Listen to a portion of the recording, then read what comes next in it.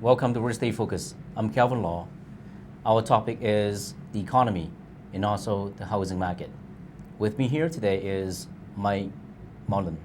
He is the president and financial advisor from MEM Capital Advisors. Mike has 20 years of experience as the financial advisor, and he's here today to explain about the current economy and also the housing market. Welcome, Mike. Thanks, Calvin. Thank you very much for having me. Thank you for being here. Glad you can join us. As you know, the economy play a big role in terms of how the housing market and also the stock and also other sectors can play a big role. The economy is one of the most important things that we should talk about. That affect the housing, the insurance, the stock market, if you will, and also other sectors. So, having said that, based on the current economy right now, what is the outlook for the market and also the economy in 2014?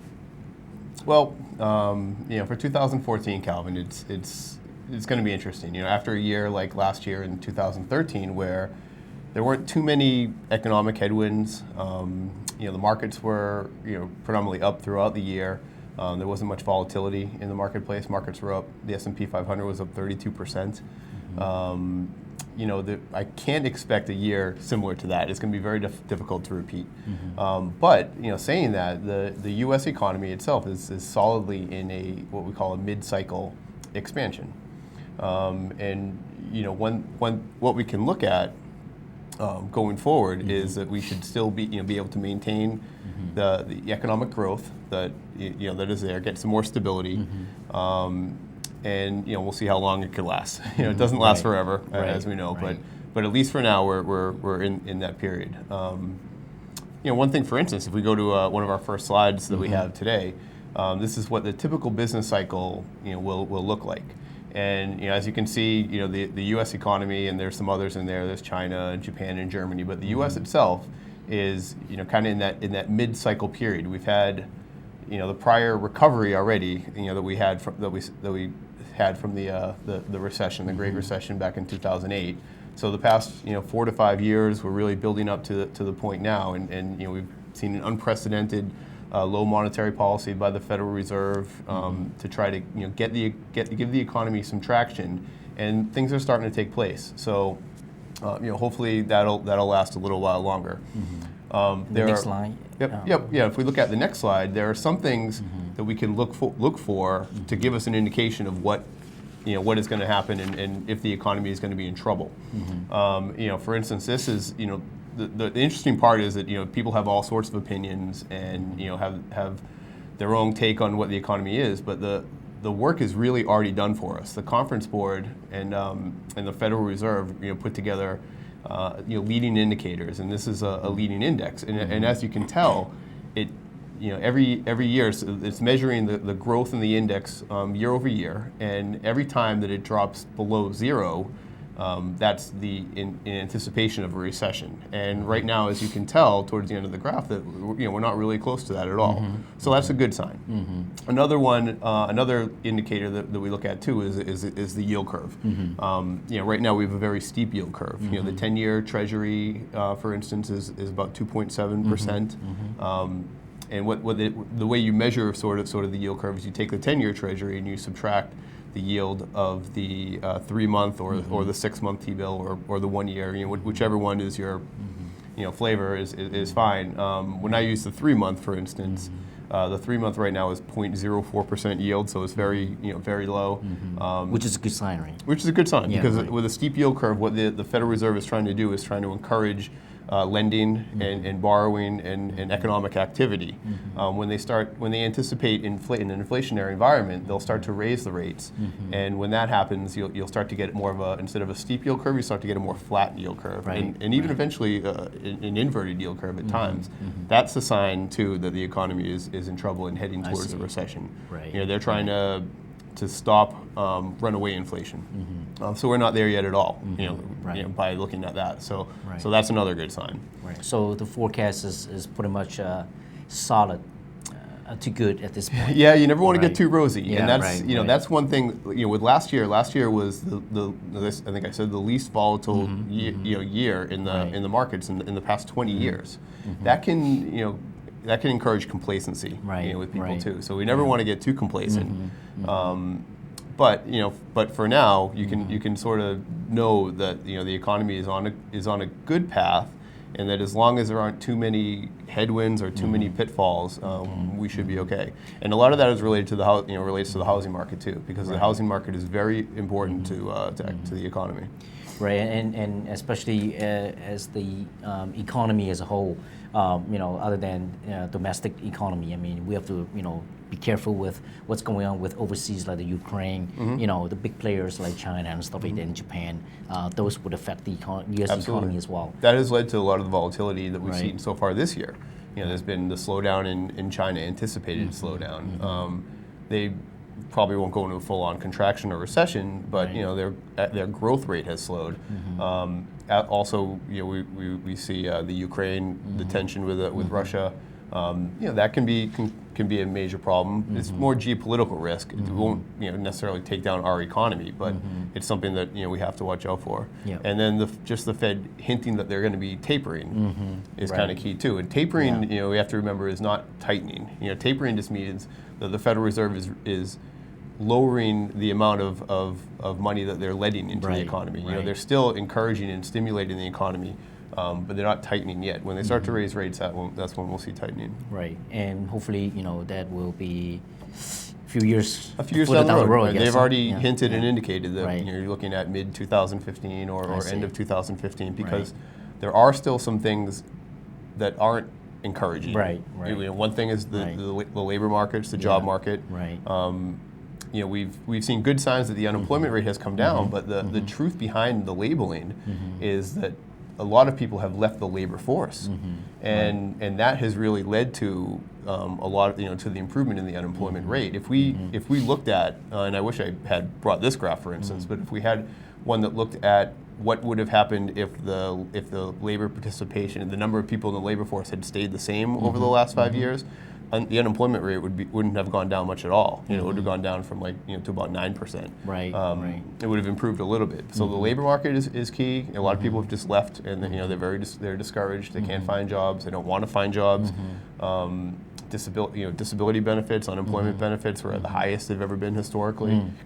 So those are things that cause concern. Right. And the other thing is business spending.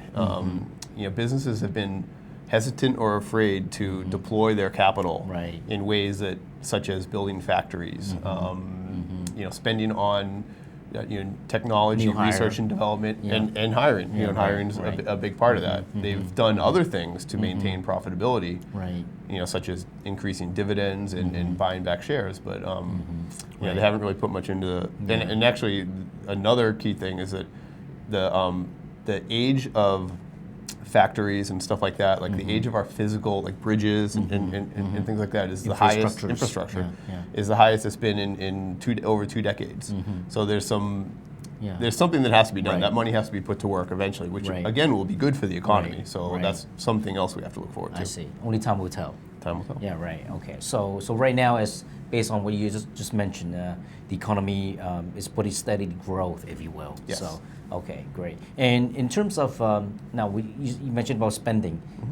What is the outlook for U.S. households? I mean, in terms of spending and also injecting confidence back into the economy. Well, a good thing that has happened over the past 4 or 5 years too is that the Federal Reserve has sort of given the U.S. consumer, U.S. households time to heal themselves and heal their balance sheets, improve the way that they look at spending money. Not just a free for all, but actually maybe making more long-lasting decisions. Like having a good reason to buy a house, which is to live in it, Right. instead of just buying houses to fix them up and try to sell them again. So they've done something there where the U.S. households has been able to improve their balance sheets. And if we look at the next slide, we'll see that households have been able to improve their debt levels, and not only that, but has been able to improve the way they service the debt, which means the payments that they make on their loans, their interest payments. A product of this is the low interest rate environment. They've been able to either reborrow and lower their payments. Incomes really haven't gone up too much, which is another sort of issue with the economy. And wages do have to improve, but for the most part, the debt service ratio tells us that households are able to have more money at their disposal because they're making lower debt payments. And also the consumer loans have gone down, or I'm talking about the delinquency rate, if you will. So, which is a good sign, right? I think. Correct. Yeah. On this slide, for instance, you'll see that all consumer loans, that the delinquency rate has gone down, which just means that people aren't defaulting on their loans as much, and that's really good, and probably for good reasons. They don't want to go into bankruptcy and stuff like that. So people are finding other ways to improve themselves, and that's good because on the other end, what happens is that people will be able to borrow more at a healthier rate. Right. And I think that since the recession, I mean, that really hurt the economy, and a lot of people, had to take a back seat, to wait for, investment in real estate or stock or something like that. Absolutely. So that's why, from that lesson on, I'm sure that, they are very careful in terms of how they spend and what they spend on, and the new philosophy is always saving more for the better, for the future as well. We still are a spending economy, which we can't forget about that. Right. And actually, that brings up another good slide. So if we look at a slide about personal consumption, you'll see that households have improved their spending. If you can say that's a good thing. They're not as rampant as we might have been in past decades, but we're cruising along at 2.5% to 5% spending year over year. But that's a product of having an improved balance sheet, being a consumer economy. If you carved out just the U.S. consumer out of the U.S. GDP, out of the U.S. economy, the U.S. consumer alone, which represents 60 to 70% of the U.S. economy anyway, the U.S. consumer alone would be the second largest economy behind the U.S. Ahead of China, ahead of any other country, just stand alone as itself. So the U.S. consumer is a very important, very integral part of not just our economy, but for the global economy, because it helps a lot. So it's a good thing, but a bad thing, because you can get in bad habits and spend too much again too. Right. Yeah. So that's one of the driving forces of the economy. So absolutely. Yeah. And in terms of businesses, I mean, how is the outlook for businesses? Well, businesses have had it pretty good. And if we look at the next slide which looks at corporate profitability, you'll see that we're at extreme all-time highs. Corporates have been able to run lean and mean. They haven't had to increase wages. They haven't had to hire labor. They've had a low interest rate environment, so they've been able to reconfigure their debt for make lower debt payments. So they've had it pretty good. Meanwhile, consumption and has maintained itself or improved, so that they're making money. Revenues have increased. So profits have done well. This is typical, in a recovery too. And then towards the end, after the mid-cycle of the economy, as you get into later stages, corporate profitability starts to shrink, and that's because they start to spend on their capital expenditures, and they start to hire more people. They start to increase wages. So all those tend to shrink their margins. So that's something we'll keep an eye on in the next couple of years. Well, which is a good sign, isn't it? I mean, because they willing to invest, because it's a good economy. That's why they willing to spend more to hire people, to invest into labor forces, and also improve their infrastructures, if you will. So and there's a couple surveys, companies that do surveys, and they've all indicated that in the next couple of years, businesses plan to spend more on those things. Right. So you don't want to get too far ahead and start thinking everything's too rosy, but the outlook for the next couple of years for the economy, for businesses, for consumers should be okay. Yeah. As long as there's no major hiccup to interfere with that. So basically the outlook is good, but at the same time, just be cautionary about it, if you will. Be cautionary about it. Okay. Manufacturing also has been active and has gone on steadily. So that's another indicator that you look at. Right. And so that's a good sign too. Okay, good. And the next one is going to be the housing market. So, what is the outlook for housing at this point? Well, all that we've talked about so far sort of translates into what we're going to talk about next, and that's the housing market. Yeah, right. And it's a good sign for housing. And actually, housing has gone, that we probably know, has gone through a pretty fast recovery last year. It took a while to get going, but it really picked up. It started to slow down a little bit over the winter, but as you know, we had a pretty long, tough winter. And in some ways, it seems like it's keeps going on. It seems more like March than almost May. But winter was tough for in most parts of the country. Not necessarily in California, in the West, in the South, where it was above average temperatures. But for here, it was tough to build. And tougher housing inventories were super low. So we'll look at some of those things. But housing, in general, should maintain a more moderate growth, and that's good. So, I think from speaking from experience, I think the housing market has improved, since 2012. With the values have gone up, to from 7 to 10%, and of course it depends on certain areas as well, and also low supplies and high demand, along with low interest rates.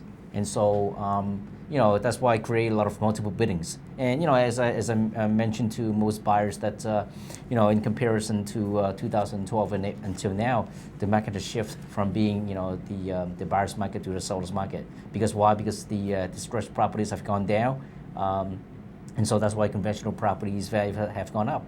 And with the low supplies and high demand, that create a lot of places with bidding war and stuff like that, which is bad for the buyers. But at the same time, you're looking at a good perspective is that is healthy because competitions are healthy, and I think that tells you that more buyers are out on the market looking to buy, and hopefully sellers are looking to sell as well. So even though that people enter into multiple bidding, however, with the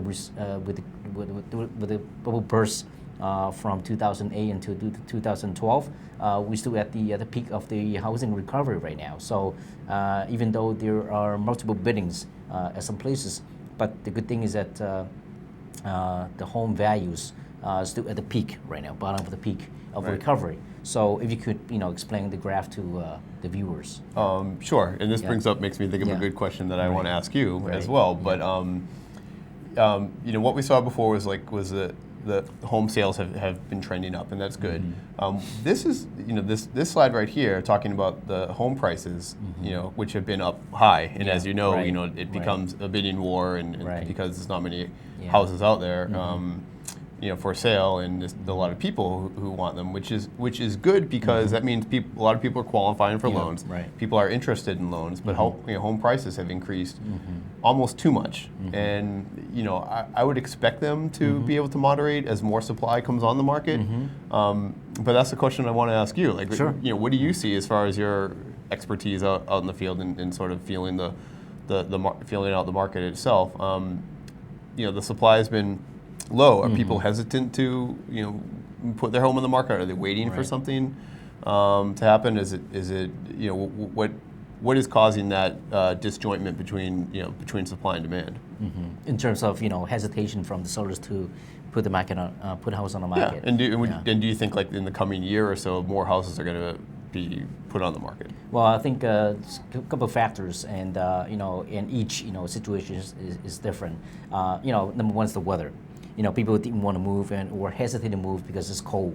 Number two is that right now the kids are still in school, and number three is that some people thought that is a good idea to put their homes for sale on the market within the next couple of months, and so number one it will give them time to look for housing. Number two is that the kids might finish school year, and so that way that wouldn't affect or disrupt the kids going to school. And I think that the last thing is that based on the market right now, I think some of the sellers are thrilled to list the properties, but again, it's about timing as well. Yeah, and so I think more and more properties will be listed on a market, and also with the low supplies and high demand, you will see some of them overpriced. But as long as they are in good location and the home is in good condition, I think that the buyers will come. Okay, yeah, good. Yeah, because you can see, on this slide, for instance, that housing, the inventory for housing is, way down, still Right, at super low levels. Yeah, right.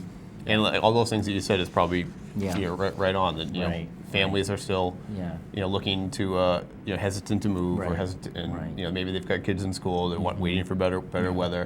Yeah. They're probably waiting for to feel better themselves about Right, their financial situation and their ability to actually make a move.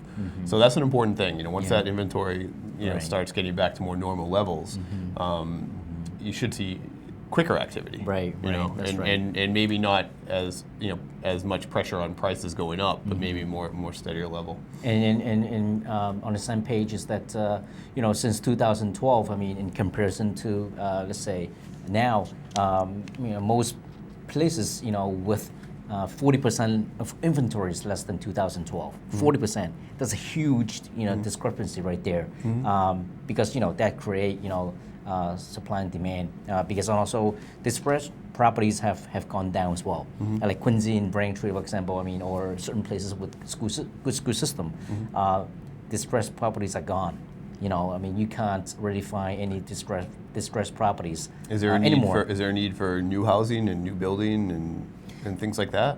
I think that there's not a lot of room yeah, around here. But yeah, I know. It depends on the demographic, if you will, and I think immigration will play a big part of it as well. So therefore, it depends.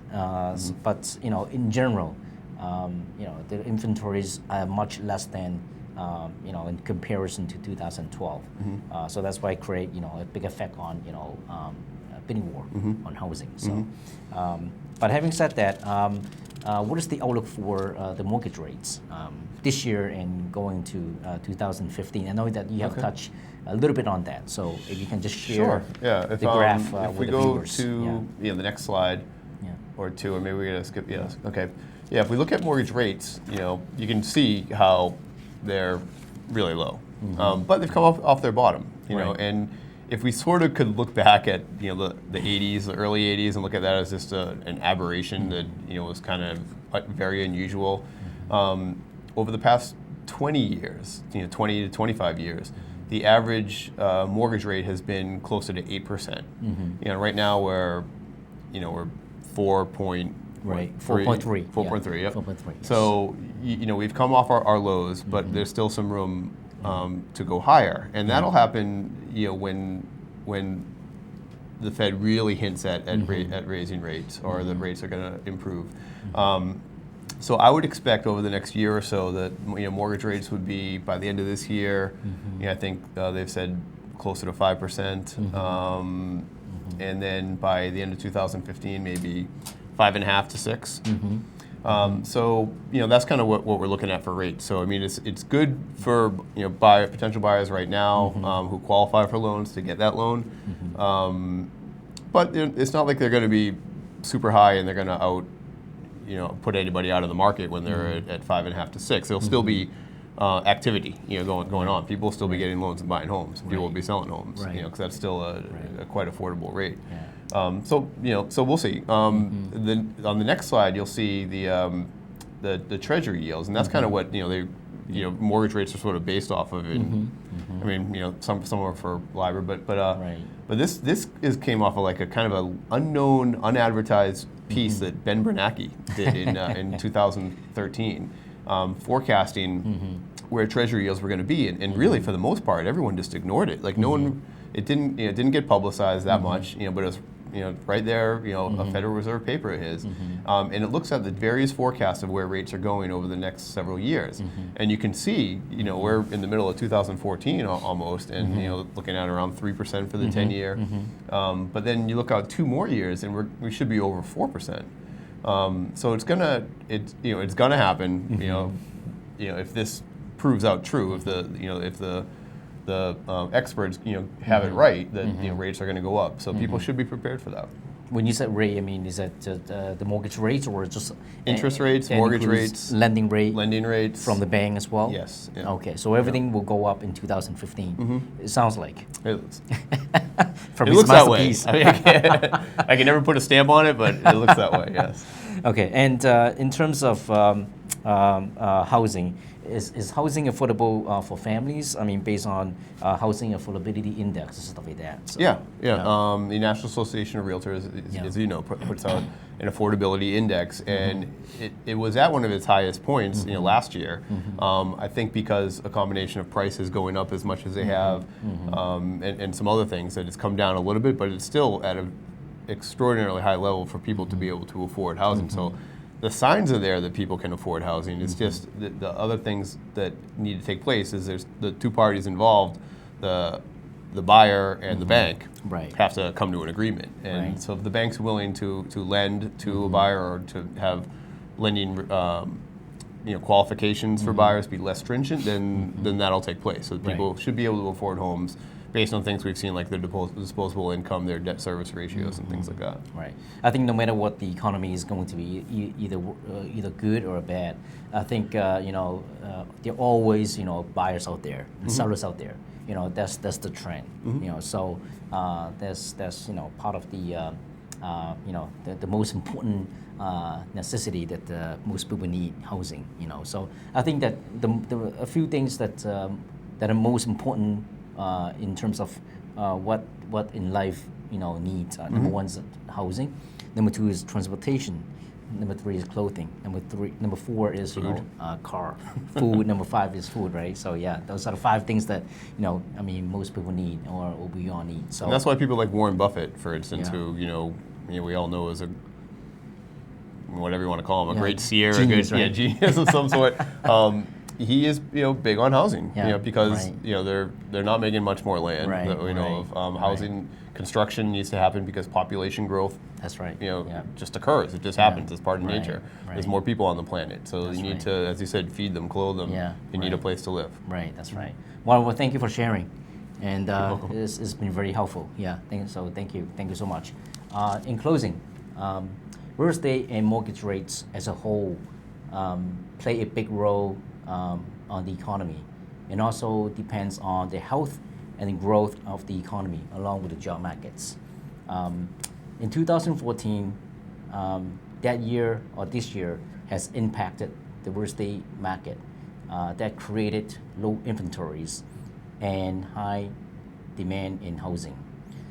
Therefore, the market has shifted from being the buyer's market in 2012 to the seller's market in 2013-14, and who knows what will hold next year in 2015. But it looks like the trend will continue. But having said that, even though the market has improved, but this is still a good time to purchase real estate or own real estate, because with low interest rates and also the improved values in real estate. I want to thank you for watching. See you next time.